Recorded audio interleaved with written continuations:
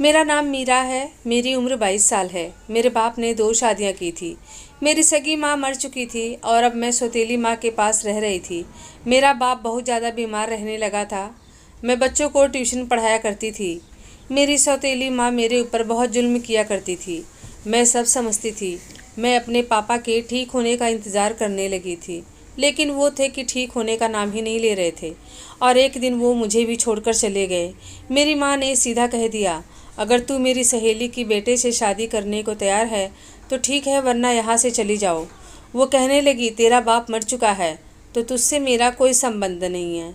मैं उस लड़के से शादी नहीं करना चाहती थी क्योंकि वह बहुत बुरा आदमी था। वो अपना कोई काम नहीं करता था, एक नंबर का आलसी था। मैं एक नरक से निकलकर दूसरे नरक में नहीं जाना चाहती थी। मेरी सौतेली माँ सहेली के बेटे से इसलिए शादी करवाना चाहती थी क्योंकि फिर उन्हें शादी में कोई दहेज नहीं देना पड़ता। उल्टा उनकी सहेली मेरी सौतेली माँ को 50,000 रुपये दे रही थी। मेरा इस दुनिया में कोई नहीं था, लेकिन मैंने फिर भी झूठ बोल दिया कि मेरे मामा शहर में रहते हैं, मैं उनके पास जा रही हूँ। माँ ने कहा, हाँ ठीक है, चली जा, किस बात का इंतज़ार है। मेरे पास थोड़े पैसे थे, मैं उन्हें लेकर शहर चली गई। वहाँ जाकर एक घर किराए पर लेने की बात की तो देखा मेरे सामने ही एक लड़की थी। मैंने उससे एक गिलास पानी मांगा। उसने मुझे फ़ौरन एक गिलास पानी दिया और कहने लगी, आप अकेली हैं। उस लड़की की उम्र यही कोई 26-27 साल थी। मैंने उससे कहा कि मैं बहुत दूर से आई हूँ। उस लड़की ने मुझे बताया कि यहाँ एक बूढ़ा इंसान है, उसके कई घर हैं, वो तुम्हें अपना घर किराए पर दे देगा। मैंने उस लड़की को धन्यवाद किया। उसने मेरी बहुत बड़ी मुश्किल आसान कर दी। मैं उसके पास चली गई। मकान मालिक ने कहा कि मैं किसी अकेली लड़की को कमरा नहीं देता, लेकिन तुम मजबूर हो इसीलिए दे देता हूँ। लेकिन मेरी एक शर्त है। पहले तो मैं डर गई थी कि पता नहीं क्या शर्त होगी, फिर मैं मान गई। उन्होंने कहा, तुम्हें मेरे कपड़े धोकर और इस्त्री कर कर देना होगा। मैं बहुत खुश हुई। चलो, उस सौतेली माँ से छुटकारा तो मिला। मैं अपने नए घर को थोड़ा समेटी और फिर बूढ़े ने मुझे ढेर सारे कपड़े ला कर दिया। एक वॉशिंग मशीन भी दिया। मैंने सोचा डेली एक जोड़ी कपड़े धोना और इस्त्री करना आसान है। मेरे घर से 2 घर छोड़कर ही कोमल का घर था। उसने मेरे लिए चाय और खाना भी भिजवाया था। उसके साथ मेरी थोड़ी बहुत दोस्ती भी हो गई। मुझे लगा कि मैं बहुत अच्छी जगह आ गई हूँ। यहाँ के सभी लोग बहुत अच्छे थे। मैंने मेरे घर के सामने एक बोर्ड भी लगा दिया था कि यहाँ मैं ट्यूशन पढ़ाया जाता है। अगले ही दिन मेरे पास कुछ बच्चे भी आ गए थे। मैंने सोच लिया था अब जो करना है खुद के दम पे करना है। मेरे लिए ये सब करना आसान नहीं था, लेकिन मैंने अपने माँ बाप को अपनी आंखों के सामने मरते देखा था। उसके बाद मुझ में इतनी हिम्मत तो आ ही गई थी कि मैं समाज से अकेली ही लड़ सकती थी।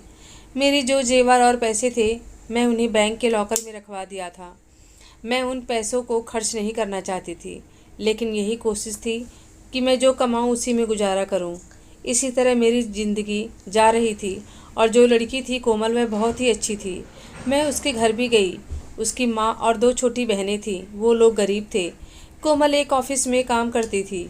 उसने बहुत जल्द मेरे लिए एक नौकरी स्कूल में लगवा दी। मेरा जो मकान मालिक था उसका नाम राजेश था। वह बूढ़ा था, लेकिन वहाँ पर रहने वालों की राय उसके बारे में अच्छी नहीं थी। सब यही कहते थे कि उसकी आदत अच्छी नहीं है। जब वो जवान था तो बहुत सी औरतों के साथ अफेयर था।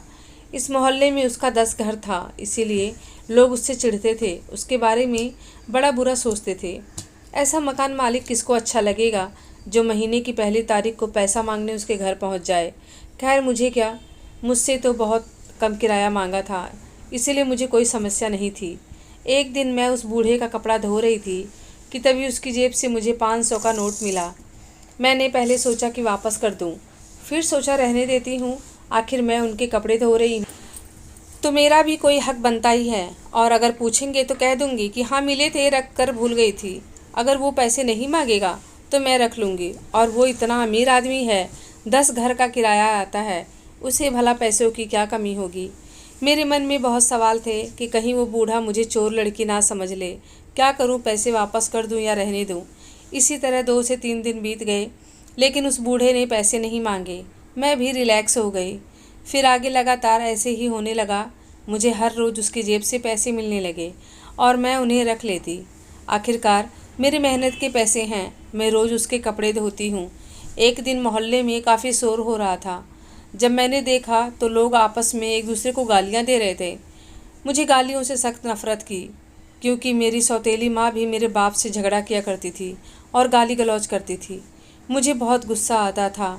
मुझे कुछ समझ नहीं आ रहा था, तो मैंने कोमल से पूछा कि क्या बात है, मोहल्ले में इतना शोर क्यों हो रहा है। तो उसने कहा कि एक घर से लड़की गायब हो गई है, इसीलिए सब शोर मचा रहे हैं। एक आदमी कह रहा था कि बगल वाली लड़की ने ही उसकी बेटी को भगाया है, तो दूसरा कहता कि हो सकता है वो खुद ही किसी लड़के के साथ भाग गई हो। आजकल ये सब तो आम बात है। मैंने पूछा कि क्या वो लड़की गलत टाइप की थी, तुम तो उसे जानती होगी ना। तो वो कहने लगी, नहीं, वो तो सिर्फ 15 साल की मासूम बच्ची है। लेकिन आजकल कहाँ पता चलता है कि कौन बच्चा है।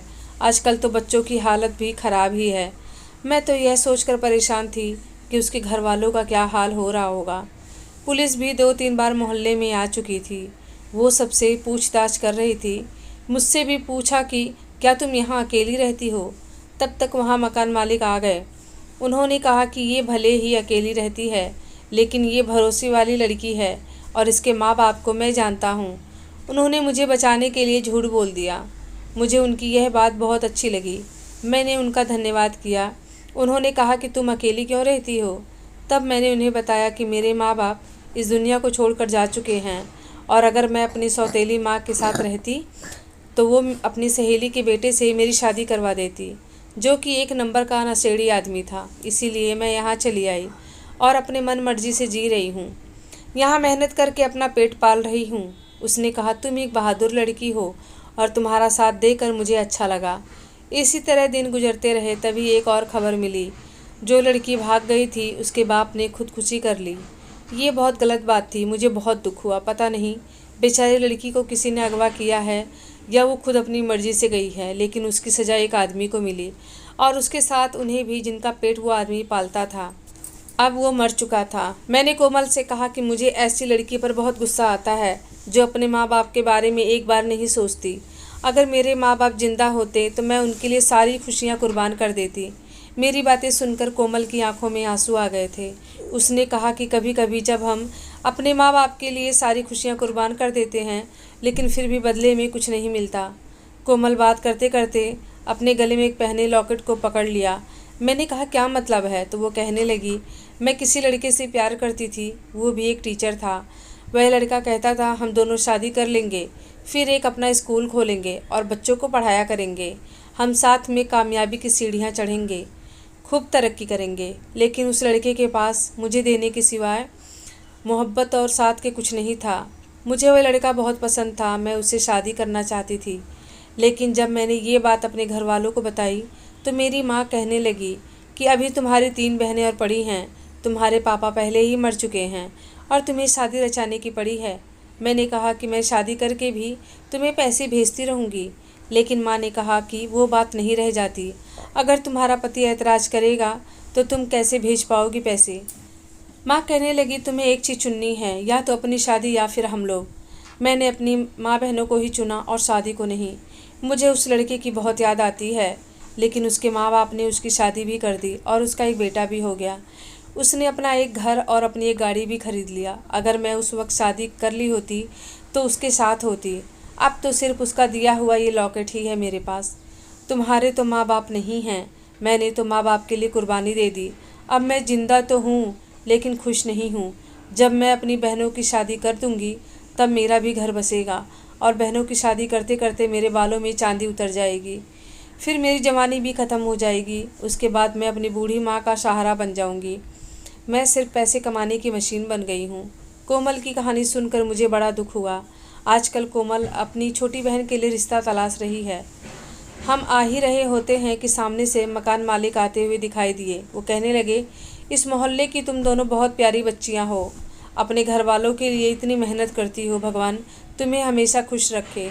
मैंने कहा कि ये बूढ़ा बहुत अच्छा इंसान है, हमें कितना आशीर्वाद दिया। लेकिन कोमल का कहना था कि किसी की शकल पर नहीं जाना चाहिए। मैंने कहा, पता नहीं लोग इसके बारे में इतना बुरा भला क्यों कहते हैं। कोमल ने कहा, एक बार एक आदमी किराया नहीं दे पाया तो अगली सुबह उसका सारा सामान निकाल कर फेंक दिया था। मैंने कहा कि हो सकता है उसने पहले टाइम दिया हो, और लोगों को भी तो सोचना चाहिए ना कि टाइम पर किराया दे दे। अगर मकान मालिक को समय पर किराया नहीं मिलेगा तो उसका दिमाग तो ख़राब होगा ही ना। कोमल कहने लगी, पता नहीं तुम उसके बारे में इतना अच्छा क्यों सोच रही हो।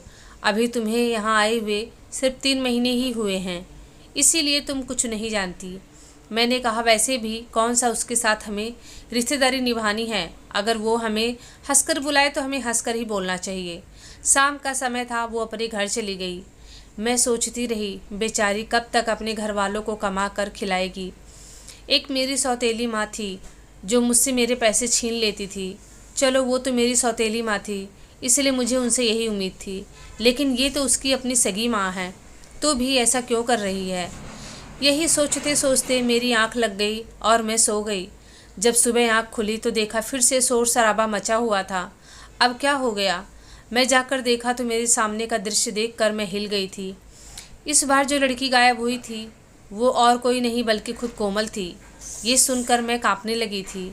मैं दौड़कर कोमल के घर आई और उसकी माँ से पूछा कि ये सब क्या हो गया। तो वो कहने लगी, रात में तो घर में ही थी वो, लेकिन जब सुबह हुई तो कोमल गायब थी और ये चिट्ठी भी रखी है जिसमें लिखा था कि मैं अब यहाँ नहीं रहना चाहती हूँ, यह सब कुछ छोड़ कर जा रही हूँ। मैं हैरान थी, वो ऐसा नहीं कर सकती। उसे यही करना होता तो पहले ही कर चुकी होती। उसकी माँ ने पूछा कि तुम्हारी कोई बात हुई थी कोमल से? मैंने कहा मेरी कोई बात नहीं हुई थी, बस हम आ रहे थे और हमें बूढ़े अंकल मिले थे, तब तो सब ठीक था। मुझे लगता था कि कोमल किसी के साथ भागी नहीं बल्कि उसे किसी ने अगवा किया था। मुझे लगा था उसके गायब होने से उसकी माँ रोएगी, लेकिन वो उसे कह रही थी कि हमारा मुंह काला करके चली गई। पहले से ही हमारी जिम्मेदारियां नहीं उठाना चाहती थी, इसीलिए भाग गई। उसकी माँ की बातों पर मुझे बहुत गुस्सा आता था। इसी तरह दिन गुजरते गए और कोमल का कहीं कुछ पता नहीं चल रहा था। मुझे उसकी बहुत फिक्र हो रही थी। बूढ़े ने एक लड़के के हाथ कपड़ा भिजवाया था। मैं उसे धोने जा रही थी क्योंकि तभी फ्री थी। मेरी माँ ने एक बात सिखाई थी कि जब कभी किसी का कपड़ा धोना तो उसकी जेब को चेक कर लेना, क्योंकि कई बार जेब में ज़रूरी पेपर या फिर पैसे छूट जाते हैं। इसीलिए मैंने भी उनकी जेब चेक करने लगी तो मेरे हाथ कुछ ऐसा लगा जिसे देखकर मैं घबरा गई और अपना सारा सामान पैक करने लगी। अब मुझे यहाँ नहीं रहना, यहाँ मेरी जान को भी खतरा है, क्योंकि जो चीज़ मेरे हाथ लगी थी वो था कोमल का लॉकेट। लेकिन ये लॉकेट मकान मालिक की जेब में कैसे आया? इसका तो एक ही मतलब था कि कोमल को अगवा इन्होंने ही किया था। मैं पुलिस स्टेशन जाकर पुलिस को सब कुछ बता दूंगी, लेकिन पहले यहाँ से निकल जाऊँ, क्योंकि जब उस बूढ़े को याद आएगा कि कोमल की चेन उसकी जेब में रह गई थी तो वह मेरे पास आएगा। मैं निकल ही रही थी कि दरवाजे पर किसी की दस्तक हुई। मैं समझ गई कि ये वही बूढ़ा होगा। मैं पीछे दरवाजे से कूदकर भाग गई, पुलिस के पास पहुंची और कोमल का लॉकेट उन्हें दे दिया और सब कुछ उन्हें बता दिया और कहा कि मुझे भी सुरक्षा चाहिए, मेरी जान को खतरा है। उन्होंने तुरंत कंप्लेन लिखा और जांच शुरू कर दी। फिर पता चला कि पहले जो लड़की गायब हुई थी उसको भी इसी बूढ़े ने गायब किया था। पुलिस ने बूढ़े को पकड़ लिया और उसने अपना जुर्म भी कबूल कर लिया था। उसने कहा कि कोमल अभी जिंदा है। उसे पुलिस ने ढूंढ लिया। उसकी इज्जत तो लुट चुकी थी, लेकिन वो अभी जिंदा थी। उसकी माँ ने घर में लेने से मना कर दिया। उसकी माँ कहने लगी, मेरी 2 बेटियाँ और हैं, अगर मैंने इसे अपने घर में रख लिया तो मेरी दोनों बेटियों की शादी नहीं होगी। यह बूढ़ा तो बूढ़ा था, लेकिन उसकी नीयत अभी बहुत गलत थी। वो लड़कियों को गायब करता और जब तक उसकी इच्छा होती उसे अपने पास रखता, फिर उन्हें मार देता। मैं भगवान से प्रार्थना करने लगी कि उस बूढ़े को कड़ी से कड़ी सज़ा मिले। अब मैं और कोमल दूसरे शहर आ गए थे। हम दोनों ही एक दूसरे का सहारा थे, लेकिन कोमल पूरी तरह टूट चुकी थी। हम दोनों एक ही स्कूल में पढ़ाते थे। वहाँ एक टीचर थे, उनकी उम्र 40 साल थी और उनके 2 बच्चे भी थे। मैंने देखा कि वो कोमल को पसंद करने लगे थे। फिर एक दिन मैंने उनसे बात की और कहा कि आप कोमल से शादी कर लीजिए, वो एक बहुत अच्छी लड़की है, आपके बच्चों को माँ का प्यार देगी। फिर दोनों की शादी हो गई और फिर एक दिन कोमल ने कहा कि तुम मेरे देवर से शादी कर लो। इस तरह हम एक ही घर में आ गए। अब हम देवरानी जेठानी बन गए हैं और हमारा सफ़र ऐसे ही चलता रहा। अब हमारी ज़िंदगी में सिर्फ खुशियाँ ही खुशियाँ हैं। दोस्तों, ये थी आज की कहानी। उम्मीद है आप लोग को ज़रूर पसंद आई होगी। तो वीडियो को लाइक कीजिए, शेयर कीजिए। चैनल पे नए हैं तो चैनल को सब्सक्राइब कीजिए। मिलती हूँ अगली वीडियो में एक अच्छी सी कहानी के साथ। धन्यवाद।